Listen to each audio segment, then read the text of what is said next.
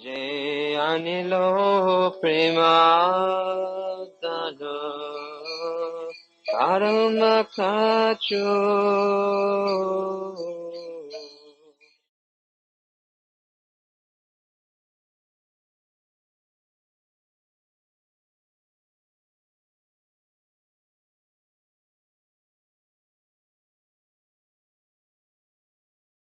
And tonight we are very fortunate to have with us my Guru Maharaj, His Divine Grace Tamal Krishna Goswami Maharaj, sitting on the Vyasasana, and on my left, His Divine Grace Giridhari Maharaj. He travels, and mainly he is centered in Hong Kong, preaching Taiwan, China, and he has been dedicated for the movement for a long time. He is also a co-GBC for the Orjon, who look after the temple's spiritual standards. And as you know, my Guru Maharaj, been with the movement for a long time. He is the original GBC when Srila Prabhupada left this world. Before I turn on to them to get the nectarian message from them, I would like to quote one verse from Srimad Bhagavatam. It says that Nasta Prayeshu Abhadareshu Nityam Bhagavata Sevaya Bhagavati Uttama Bhakti Bhavati Naistiki. That anything that's sitting in our heart which can put obstacle to advancing spiritual life, we can get rid of those things by having a Bhagavatam class or Bhagavad-gita class and by rendering service to the saintly persons. And when we are talking about the rendering devotional service to the Uttam Bhagavata, according to my little realizations, I can see is how we can render the service to the saintly person is by putting the instructions in our life. To get the worship from the Bhagavad, only thing we have to do is put whatever the instructions they give us to put in our life. That is the best seva we can do to any saintly persons. So my kindly request to everyone, please be patient and hear so nicely. We don't get that very valuable moment in our life when we have a very good satsang and we can hear from the self-realized personality. We are so fortunate to have this moment with us. So my kind and humble request to everyone, please be attentive. And as I have quoted the verse from the Srimad Bhagavatam, to become happy, please try to imbibe those instructions in your heart. Thank you very much, and I'll now request my Guru Maharaj, His Divine Grace, Tamal Krishna Maharaj. I think good. Let's read very much again.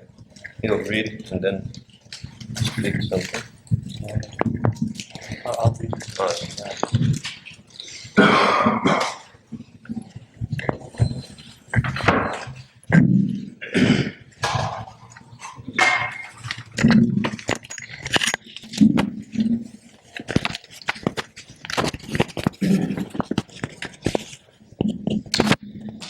Om Namo Bhagavate Vasudevaya.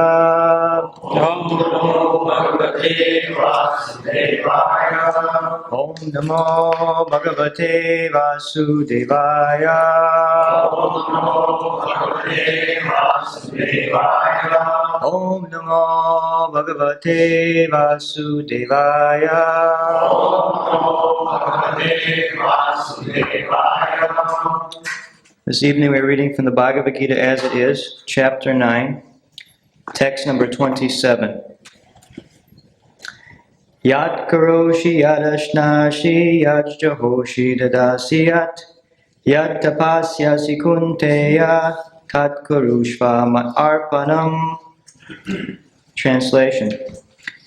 Whatever you do, whatever you eat, whatever you offer or give away, and whatever austerities you perform, do that, O son of Kunti, as an offering to me. Purport by Srila Prabhupada. Thus, it is the duty of everyone to mold his life in such a way that he will not forget Krishna in any circumstance. Everyone has to work for the maintenance of his body and soul together, and Krishna recommends herein that one should work for him. Everyone has to eat something to live, therefore he should accept the remnants of foodstuff offered to Krishna. Any civilized man has to perform some religious, ritualistic ceremonies, therefore Krishna recommends, do it for me, and this is called archana. Everyone has a tendency to give something in charity. Krishna says, give it to me. And this means that all surplus money accumulated should be utilized in furthering the Krishna Consciousness movement. Nowadays, people are very much inclined to the meditational process, which is not practical in this age. But if anyone practices meditating on Krishna 24 hours a day by chanting the Hare Krishna mantra around his beads, he is surely the greatest meditator and the greatest yogi, as substantiated by the 6th chapter of Bhagavad-gita.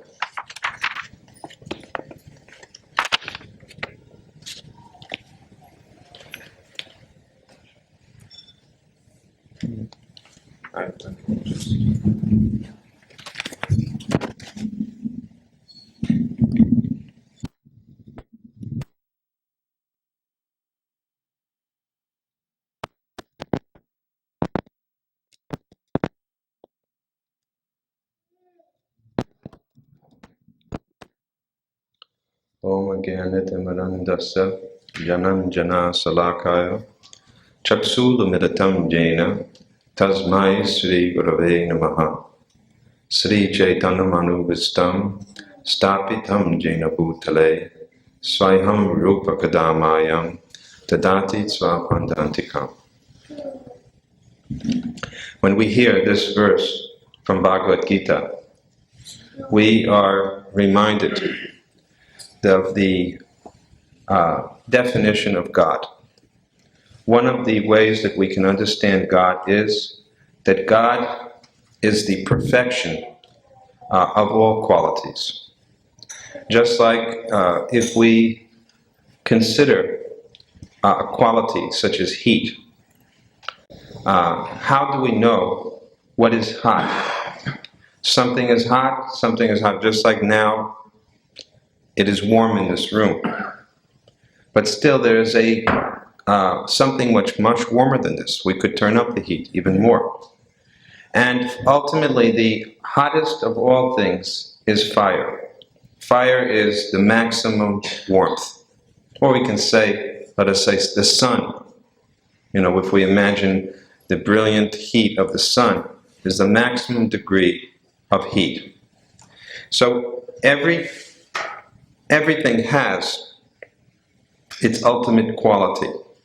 And it is said that God is the ultimate in every aspect. We say Bhagavan.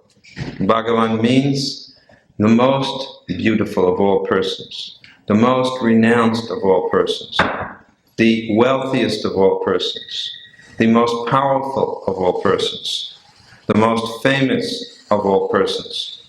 And we can go on enumerating so many qualities. When we come to the person who possesses the maximum degree of all qualities, that is God. There are so many outstanding persons in the world. Especially nowadays, entertainers are very famous. Right? We see Krishna says that I am the ability within human beings. So if someone has an outstanding quality, let's say in singing, or someone has an outstanding quality in what? You can name anything. In being a good mother, in being a good accountant, in being a good sports person, in being anything at all, an excellent driver. What is that ability? That ability is ultimately coming from Krishna. Krishna says, I am the ability within human beings. I am the ability within man. So, Bhagavad-gita, especially in the 10th and 11th chapters, Krishna gives us some understanding of how we can recognize him in many degrees, many ways. He says of bodies of water, I'm the ocean. Of immovable objects, I am the Himalayas. Amongst aquatics, I am the shark. Amongst the luminaries, I am the stars, Adityas. I am the moon and the sun amongst the luminaries. And he begins to enumerate so many different ways in which we can recognize God. If anyone declares that I don't believe in God, we can simply respond to them that it is logical to believe in God. It's not simply a question of blind faith. Because God presumes that you can come to the point of understanding what is the cause of all causes. Everything has a cause. We see everything in this world has a cause. So when we trace out the cause of the cause of the cause of the cause, the original cause, we know is God. The cause of all causes. Or again, nothing can go into motion on its own. Things move because they are impelled to move by an outside force. So something cannot move of its own force. It must have been moved by the force of something bearing upon it. So if we go back and trace out what is that thing which gives motion, the first mover, that is God. These are logical proofs of the existence of God. And there are, it is not a question of simple blind faith. In fact, we would say that you have to be blind not to believe in God. You have to ignore everything which is in existence. Prabhupada said, look at the simple truth of how the universe is structured, how perfectly the sun is rising at a given moment, it sets at the right time, there's sufficient water, there's nourishment within the earth, things are growing nicely. Such an elaborate arrangement, it's impossible that it could come simply by chance. But the difficulty is that we cannot trace out the person who is responsible for everything. He doesn't simply come out in front of us and say, it's me. And we are living in a time, in an age where people are so bold, actually, that sometimes they do that. Sometimes we find a false avatar or incarnation announces, it's me. But it is not so easy to see God. We will have to use our ability, God-given abilities, to be able to perceive God. And in this verse, Krishna describes that it requires some qualification to know God. Just like all of you who have come here today are certainly within the category of persons who are faithful. Now Krishna describes Chaturvida bhajante mam janaha sukritino arjuna arto jignasu artarti ganicha bharata sabha. 4 types of persons approach me. Someone who is in need of wealth, someone who is having some problem, difficulty, suffering, who wants to remove suffering, someone who is inquisitive, and someone who is searching for knowledge of the truth. So everyone within this room fits within one of these categories. Still, there is a higher reason beyond these 4, and that is that one comes to a temple to do devotional service to Krishna. We may hopefully fit in that category. There is qualification for knowing Krishna. It requires, as it says in this verse of Bhagavad-gita, that whatever you do, Krishna says, you do it for me. This is reciprocation. God makes himself known, not to everyone, but to those who serve him with devotion. When Krishna was present on this planet 5,000 years ago, Was everyone able to recognize Krishna? When Ramachandra was present on this planet millions of years ago, did everyone recognize him as God? No. Ravana didn't recognize Ramachandra as God. Kamsa and Shishupal didn't recognize Krishna as God. In fact, so many persons didn't recognize Krishna as God. So we may come into this temple. Is it guaranteed that we will recognize Krishna as God?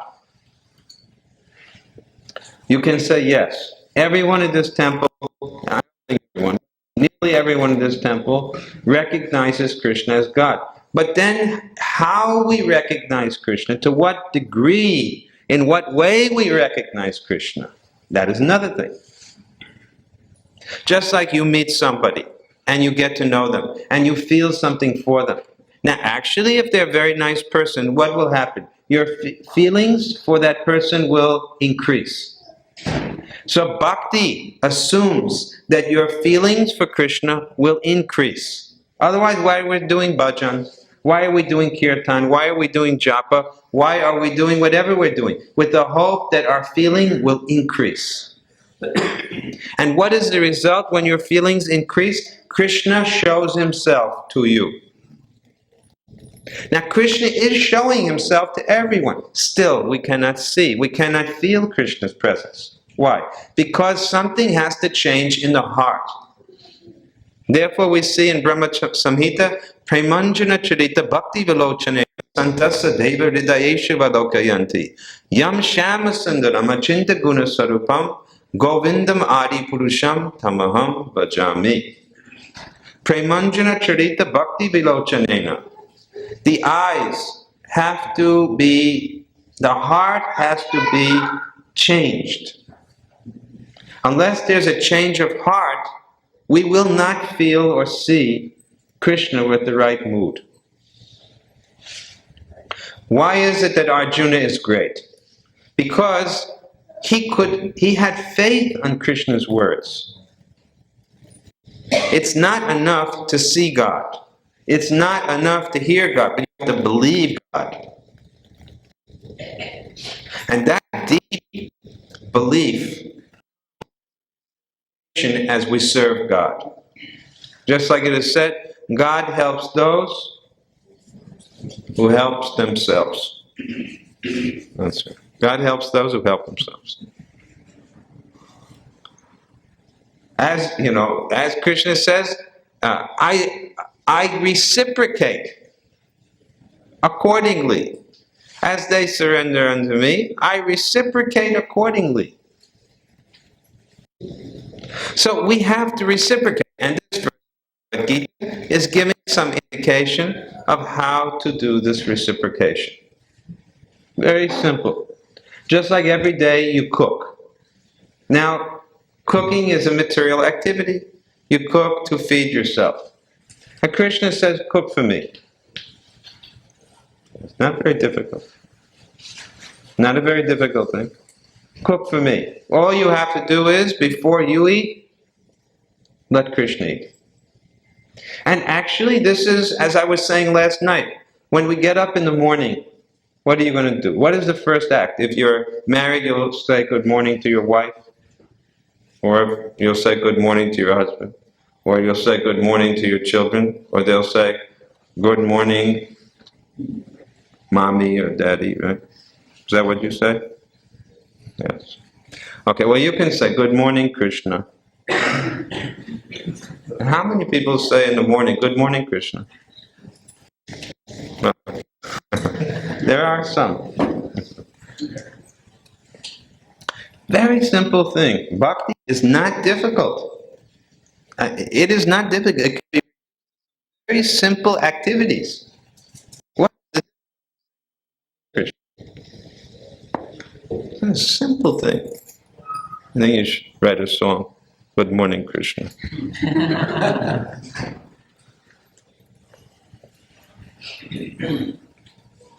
I remember when we walked with Srila Prabhupada.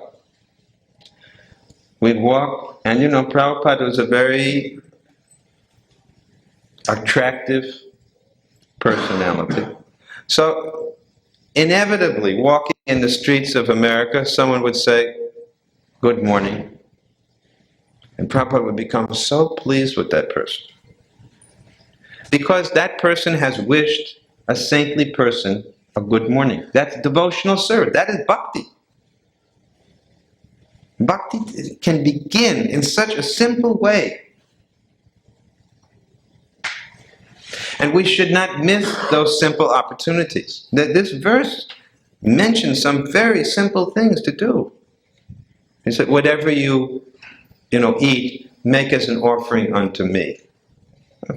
Prabhupada, he reduced it to the point that if someone is even a alcoholic, right? An alcoholic, someone addicted to drink, he can at least remember Krishna. Raso hamapsa. I am the taste in liquid. Prabhupada can think this taste is Krishna and drink. Alcoholic came in to Srila Prabhupada's original temple, right? The man was it was a street person, right? And sometimes you see street people. They have, very often you can see they have a shopping cart from the local shopping market, and everything they own is in that shopping cart, right? So one street person came into Prabhupada's temple, first temple, and what did he do? Prabhupada was sitting on the Vyasa lecturing, and everybody was listening, and this man walked in, didn't say a word, walked right past all the devotees, walked right past Prabhupada, walked right into the toilet. Now you're wondering what I'm going to tell you. He did. And took out from his shopping cart 2 rolls of toilet paper, put the toilet paper there, and walked out. And Prabhupada said, this is bhakti. He made his offering. We can say, well, what is the value of that? This person had some attitude of service in the heart. In Ramayana, we see that a little spider was doing seva for Ram. What was the spider doing? He was helping to build the road to Lanka. We are really living in a jet age. Indian Mataji sitting there with her.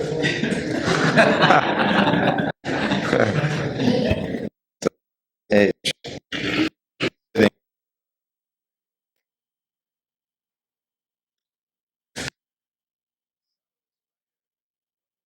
He kicked some dirt and helped Ram to get across to Lanka. And Hanuman, big Hanuman, was laughing. What are you doing? Get out of the way. We may step on you. Get out of the way. You're too small to do any good. Ram said, no. According to his capacity, he is doing seva. He's doing his service. So each one of you knows what is your capacity. And whatever you can do for Krishna will be so much appreciated. Any single little act that you can do. As I said, you can start off the day, good morning, Krishna. So I will stop here because time is moving and I want my God brother, His Holiness Giridhari Swami, to share some of his thoughts about this verse. So we will now request him to speak.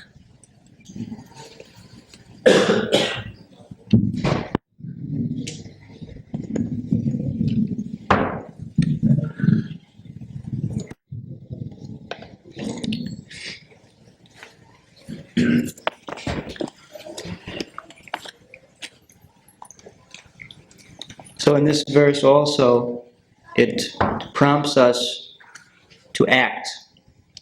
Because all too often when we speak about approaching the Supreme or worshiping the Supreme, it remains only some words that I love you, God, I love the Lord, and so on. But when it comes to some practical action, we see that there is very much lacking. And the actions don't match what one is saying.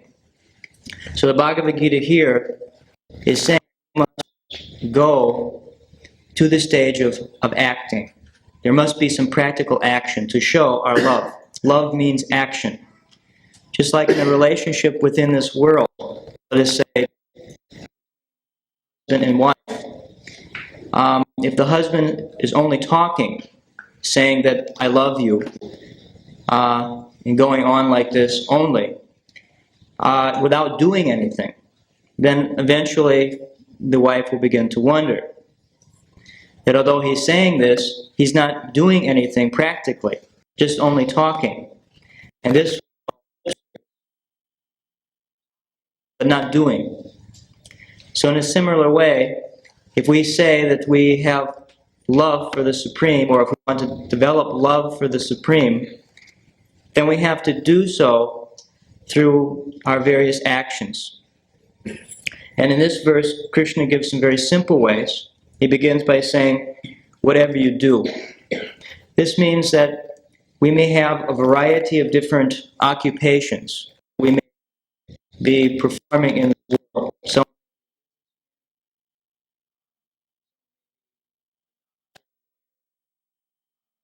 artists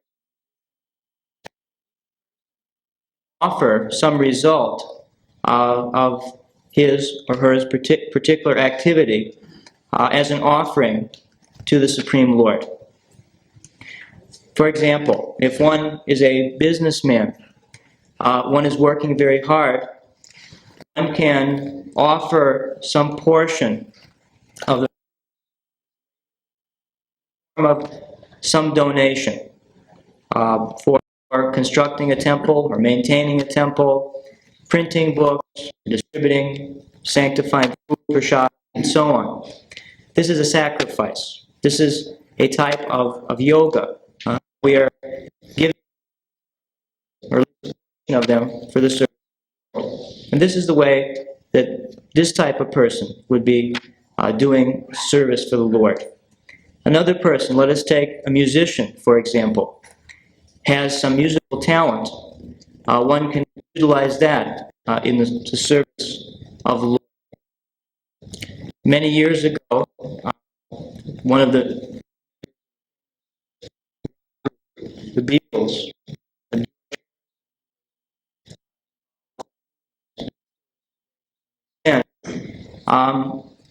he came to our Srila Prabhupada and asked him if he wanted, or Prabhupada wanted him to give up what he was doing, and simply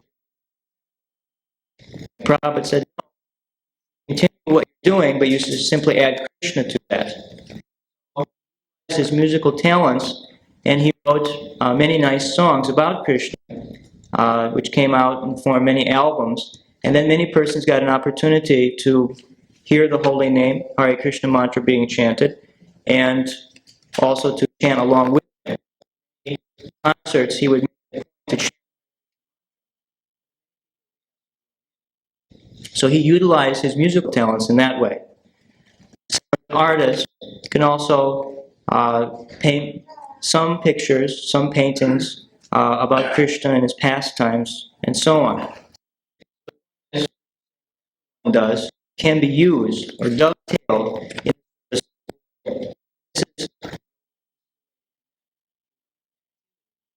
with the Supreme Lord.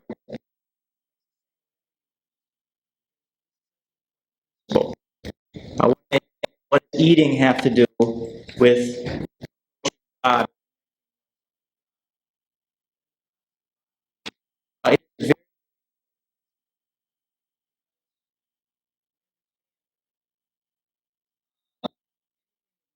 Is to the Supreme Lord and sanctified, including the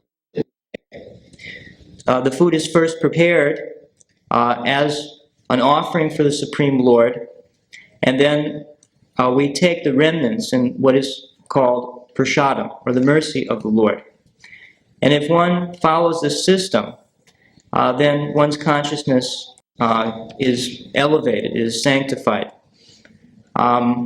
Of course, to follow the system, one has to know what the Supreme Lord wants. Because one may say, well, I can offer anything. I can offer some form of meat or fish or eggs, because you see, Krishna is very specific in the Bhagavad-gita. He tells us which things that he wants offered to us and those things which can never be offered. So he's very specific, not meat, fish, or eggs, but almost anything else can be offered to him in devotion, and he will accept that with prayers and so on. And then that food then becomes a means of purification. Now, anyone who has done this, practice taking prasadam on a regular basis, experiences a change in consciousness. He feels very satisfied. Normally, it is said the tongue is very difficult to control. Either it is hankering for something to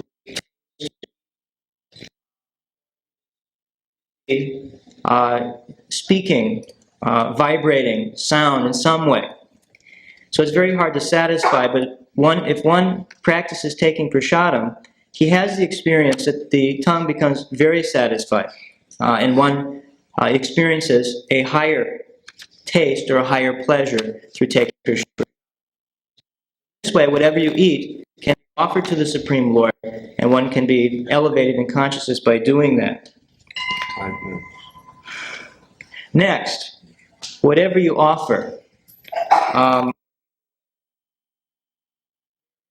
charity that one can perform.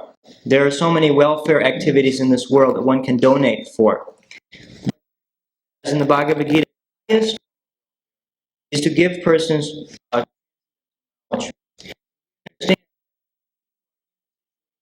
in this world due to their previous activities called karma. They do certain things, this yields a certain reaction, and they're placed in certain circumstances within this world.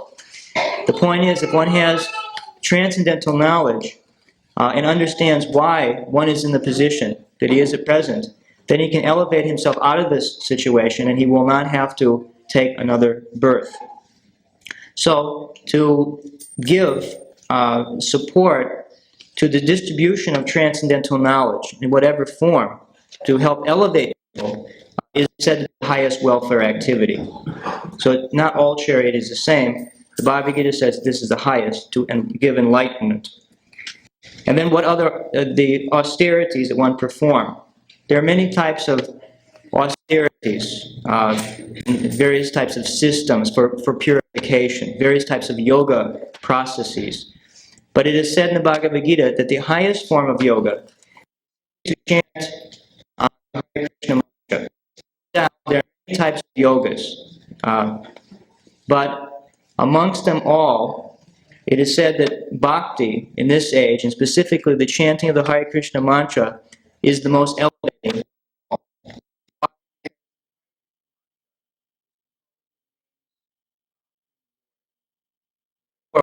Chants these names, one is easily elevated. The mantra,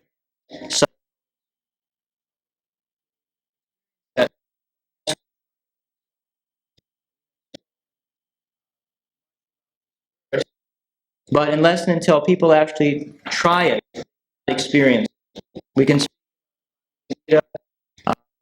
about the value of chanting Hare Krishna.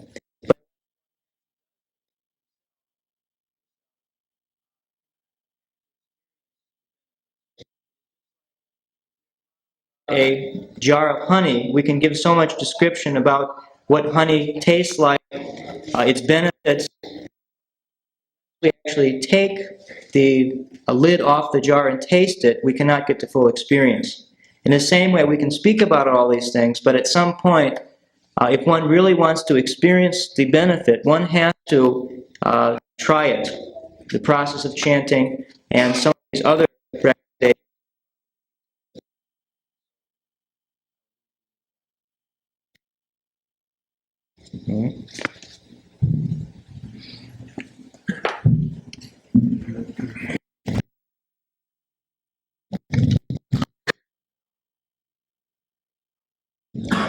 In time for the RT. Are there any announcements that we make? Who's making the announcements?